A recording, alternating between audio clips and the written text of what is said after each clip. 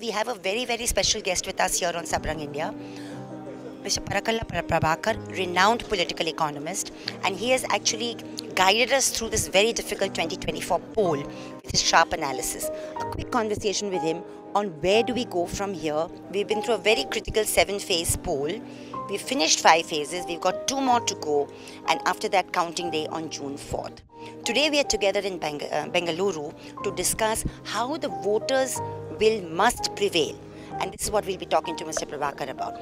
Mr. Prabhakar, there are serious issues about EVM, voter registration, voter counting, and of course the political dispensation. What lies ahead and what is the biggest challenge for us? Tista, my feeling is that this election is not going to conclude with the conclusion of polling on the 1st of June and the announcement of results on the 4th of June. I think the uncertainty will be there for a few more weeks following that. That is, the reason is that this present regime is facing very strong headwinds. They could see that all across the country, people are opposing them and most probably they are voting them out. But the regime has too many ugly skeletons in their cupboards.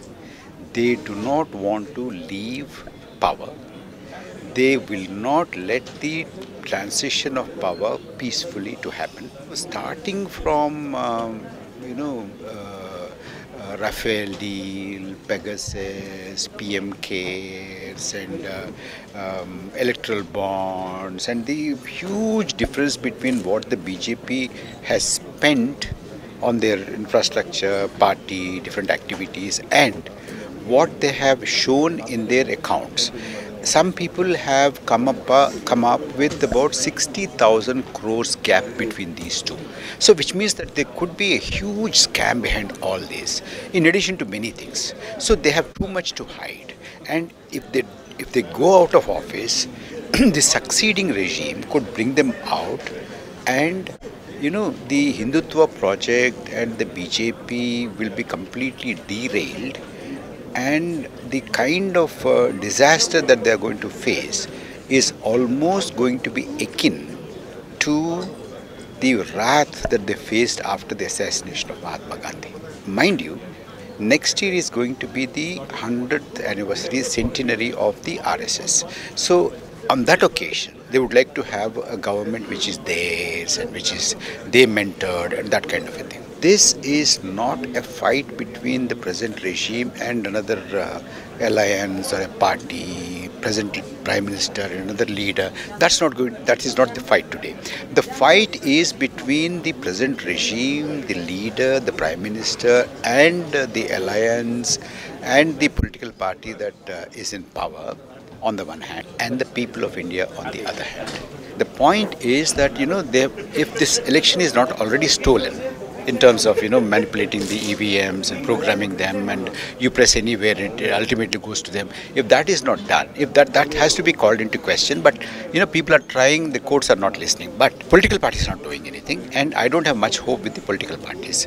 I think it's the civil society. The civil society will have to organize themselves, and the organization need not be at a central level where they know everything is Delhi-centric. It should be completely decentralized at the constituency level, the district level, at the state level, the regional level, and of course at the national level altogether.